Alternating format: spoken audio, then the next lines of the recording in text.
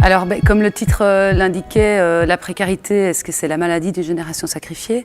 Moi, j'ai plutôt envie de dire que c'est la maladie d'un État qui ne prend pas soin de sa jeunesse, dans le sens où elle met ces jeunes, en fait, et d'autant plus les jeunes précarisés, dans une injonction paradoxale que les jeunes ne savent pas satisfaire, à savoir course au diplôme, trouver un emploi rapidement, hyper flexible, limite éventuellement se déqualifier si on a un diplôme élevé, prendre un emploi qui offre un revenu plus bas,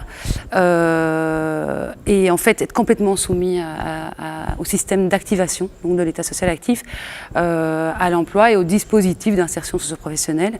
Alors pourquoi est-ce que c'est une injonction paradoxale? Parce qu'en fait ils sont aussi soumis à côté de ça à plein de conditions, même quand on est aux études, hein.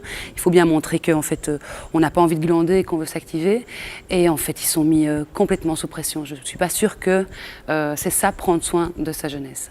En termes de solutions, il y en a plusieurs évidemment. Moi je pense que la première chose c'est d'évaluer qualitativement les dispositifs qui sont à destination des jeunes. Alors je dis qualitativement parce qu'en fait on fait beaucoup d'analyses quantitatives, ça il y a pas mal de chiffres, mais en fait on ne sait jamais ce que ces dispositifs induisent comme phénomène de rejet de la part des jeunes par exemple, ou comme effet pervers. Et je pense qu'une bonne manière de fonctionner pour évaluer qualitativement ces dispositifs, c'est d'entendre la voix des jeunes en fait, et d'entendre la colère des jeunes, et de se questionner aussi par rapport à des comportements que les jeunes peuvent faire et qui peuvent fâcher, par exemple refuser de rentrer dans un programme, ne pas venir au rendez-vous à temps, ou ne pas venir du tout au rendez-vous, ne pas donner de nouvelles.